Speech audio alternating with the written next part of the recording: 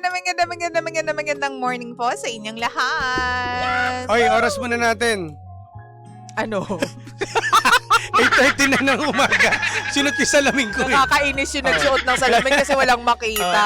8:39 na. In fairness naman, welcome to Lihim ng Liham sa lahat po ng mga kakatunin pa lang po. Kakabukas pa lang ng kanilang mga radyo. Ayan, gandang umaga po sa inyong lahat. At sa lahat po ng mga nandyan po sa aming social media accounts. Hello! Facebook at saka TikTok, Energy FM 1067. At syempre, ito mga pangga sa ating text line number, pwede kayong chismoso, mabuhay kayo. Mag-comment kayo sa amin, sumali. Yung mga sawsawera natin. Sa ating text line number 0945-367-8792. Yan, ang ating text line ha. Pwede kasi kayong magbigay ng mga opinion ninyo. Wala namang mali at tama na, alam mo yon, masasabi na komento. Kung ano yung nararamdaman mo, chika mo sa amin. Chika mo na, dali. At ang aking reaction dyan, partner, ito. Ano? Ayan. Ay, ang taray. Chill lang yan, chill. Parang boss toyo lang. May toyo. May toyo. Siyempre, ano tayo? Lunes Santo. Oo. Bakit chill? Bakit naman chill lang yung reaction mo? Ayoko lang magalit. Kasi birthday mo. Ayoko magalit. Ay, thank you ha. Ano lang kasi, well, ano yung kanta na, we have the wrong love at the wrong time. May mga ganyang pangyayari talaga sa buhay. No? Sa ating mga ganyang naka-experience, no? May mga, alam mo tayo, pag nagmamahal talaga, minsan hindi na natin tinatanong talaga, chine-check yung background ng lalaki, ng babae man yan. Well, andito na tayo sa sitwasyon eh. So, ngayon, yung nararamdaman ng babae, syempre masakit talaga yan. Oo. Naman. Lalo na kung hindi ka pinaglaban. Ay, oo. Diba? Alam mo, sa mga ganyan, may decision yan eh. Dapat may decision dyan. Kung talagang mahal ka niya, pipiliin ka niya. True. Totoo diba? Naman. Totoo naman. Kahit sabihin na, di ba? Given the circumstances. Yan, ganun nangyari. Kaso, hindi ka pinaglaban. So, ibig sabihin, hindi ka niya mahal. Di ba? Naging ano ka lang, naging... panakip-butas. Panakip-butas. Kasi kung talagang mahal ka niyan, sasamahan ka niya kahit magkahiwalay sila. True. Diba? Talagang iiwan niya ang lahat, masunod ka lamang. Pero kasi partner, ito yung yung problema kapag hindi mo alam yung totoong sitwasyon. Kapag pinagkait sa'yo yung totoong kondisyon ng puso nung taong mahal mo. At saka yung kanyang status. At lalo na diba? hindi siya nagsabi. Kasi nga, oo nga, pinagdamot nga sa kanya. Tinago niya eh. So, meron talagang panloloko na naganap. Meron. Hindi siya pwedeng sabihin na hindi ko sinasadya to Hindi kasi tinago sa'yo, sinadyang itago sa'yo para hindi mo malaman. Tapos ang galing ng ang galing ng story na nangyari sa kanila. No? Akala mo, ikaw yung ikaw yung panalo sa kwentong ito. Ikaw yung legal. Oo. Kaso sa ganito nga, di ba, parang masakit talaga. Diba? Ginawa mo eh. Totoo yan. Ikaw pala ay matagal nang kilala ng asawa. May paano-ano ka pa dyan, invite mo pa for dinner, ganyan. Yung pala matagal ka nang kilala ng asawa. At yung etong letter sender natin si Chris, no? Yung nararamdaman niya, kaya naniniwala ako sa mga kababaihan meron kayong instinct na lalo na kapag may history yung lalaki. True. So talagang hindi mawawala yung tamang hinala. Naintindihan naman namin yan. Ikaw ba kapag halimbawa, tinatamang hinala ka kahit nung partners mo noon, anong nararamdaman nyo pag tinatamang hinala kayo? Pero wala naman talaga kayong ginagawang masama. Nagagalit. Hindi ba dapat ang reaksyon nyo dyan is, masaya. Forgo mo na lang, hayaan mo na yan. Or pwede rin kasi sabihin masaya, wow, siya, napakakaano niya, yung mahal ako nito kasi inaalam niya talaga. May ganun pakiramdam ng mga lalaki. Na, wow, sarap naman sa feeling. Tapos nagpipiling na rin na, kunyari, paano naman kung totoo? Yung mga ganun, may palambing na ganun ang nangyari. Pero pangit yun. Sabihin niyo yung totoo. Kasi ang mga babae naniniwala, totoo naman talaga naisip niya yan. Si Romel kasi nagagalit kapag binibiro ko ng ganyan eh. As in, kung gusto mo siyang pikunin, gagalit siya. Ganun kayo eh. Minsan eh. Kahit hindi, ayun naman, tawag naman doon, ay gumagawa lang kayo ng away. Hoy! Hindi, tama naman, di ba? Gumagawa lang kayo ng away para lang pagkataas ng away, make up. Bomba na! Mali! Lunes Santo. Hindi ako magagalit ngayon. Lunes Santo. Hindi ako magagalit ngayon. Ang gusto ko lang sabihin, sa ganito i-ano ko lang dyan, just to make it short, no? Ay, antaray. Or t-shirt, yan. T-shirt? Ay, mali! Ano ba sinasabi mo? Shorts lang yun. Hindi ka niya mahal. Kasi kung mahal ka niyan, kahit sabihin natin, meron siyang asawa pala at may pamilya siya, di ba? Pinaglaban ka niya. Sinabi niya, kumbaga, ikaw pinili. Ikaw inuwian, ikaw yung, kumbaga parang ikaw yung sinamahan. Totoo yan. Kaso hindi eh. Diba? Binalikan niya yun eh. At saka alam mo yan, hindi ka talaga mananalo kapag merong asawa at anak. Diba? Lalo na kung sila ay kasal. Diba? Hindi ka pipili. Sorry to say this. Pero siguro, doon sa ratio ng kung ilan man yung nagloloko na lalaki na may pamilya, laging sa pamilya ang punta. Kaya ang end up sa pamilya pa rin. Parang very rare yung nakikita ko, nalalaman ko na, pinili siya, ganyan. Uy, sumama sa kanya. Meron din namang iba na talagang pinaglaban niya.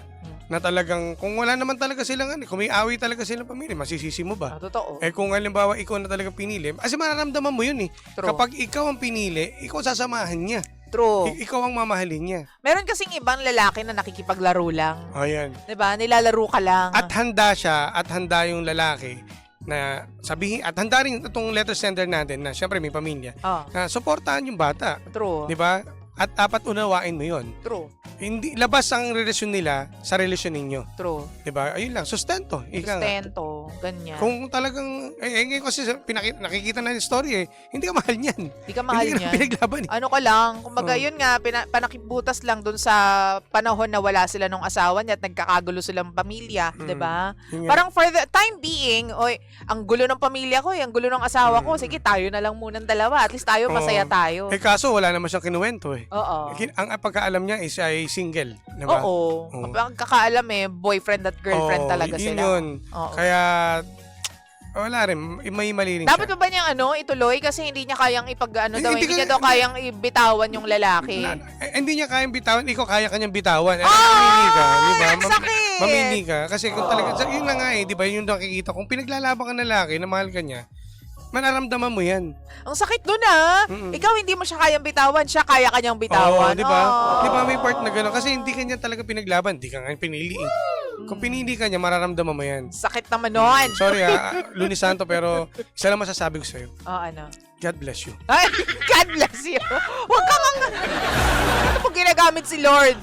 Bastos ka talaga. Ito yung magbasa muna tayo ng comment bago ka final say tungkol dito.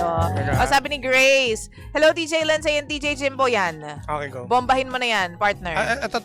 Yan. Ayan, hello. Sabi niya, sa umpisa pa lang, feeling ko wala kang tiwala sa BF mo. Bakit mo pa siya pinagtatagal sa relasyon mo? Kung lagi ka lang magsususpecha sa kanya, mabuti pang maghiwalay na lang kayo kasi naiinis na din siya sa ugali mo. At the end, ikaw pala yung other woman. Nakaka-shock. Sabi naman ni my friend si Arch, si Ninong Arch, it's safe to say na meron kang trust issues, Chris, and we can't blame you for being like that. Pero medyo ironic lang na kakatamang hinala mo, you fail to identify na ikaw pala yung kabit. Ay, totoo naman. Diba? At sabi pa ni Baby Rodriguez, morning po ulit, Sir Jim at saka Miss Lindsay. Hello, good morning. Ito sabi to ni Odebeka, good morning po, DJ Lindsay and DJ Jimbo. Sakit naman nun, akala ni sender siya ang urig. Submitter lang pala siya. Hoy! Saklap. Anong submitter? Mali. Tubig yarn. Mali. Mali. Ano bang sabi dyan? Wala lang ayan, po. Sa text line po mag-text kayo 0945-367-8792. Ayan. Ito na. Ito ang final say namin ni Jimbo habang meron pa tayong oras at hindi pa tayo bubombahin Oo nga pala. Ito lang masasabi ko sa ating letter sender. Teka lang. Bibigyan kita ng magandang banat dyan, partner. Love becomes heavy when you keep giving it to someone who treats it like nothing. Medyo bagala mo ng konti, Sige. partner. Love becomes heavy when you keep giving it to someone who treats it like nothing.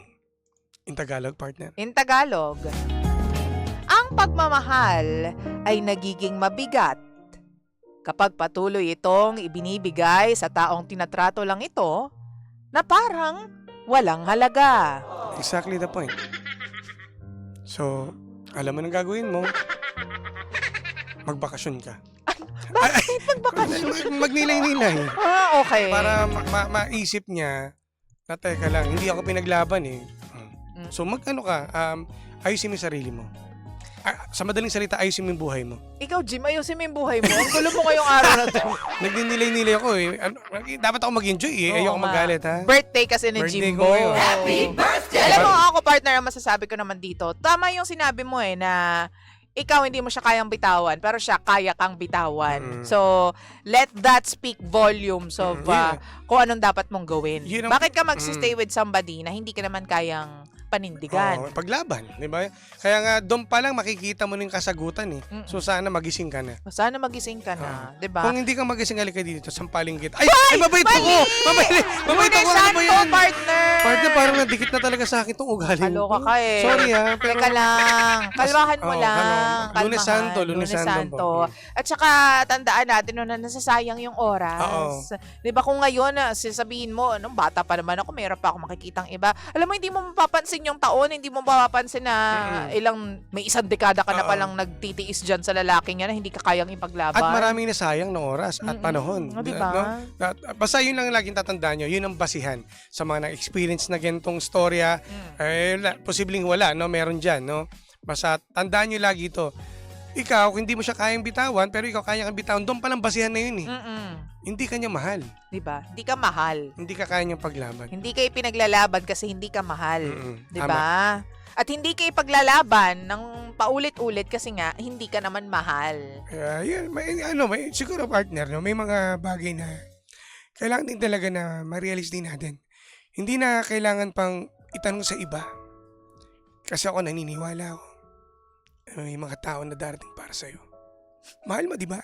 Pag mahal mo, gagawin mo lahat para sa kanya.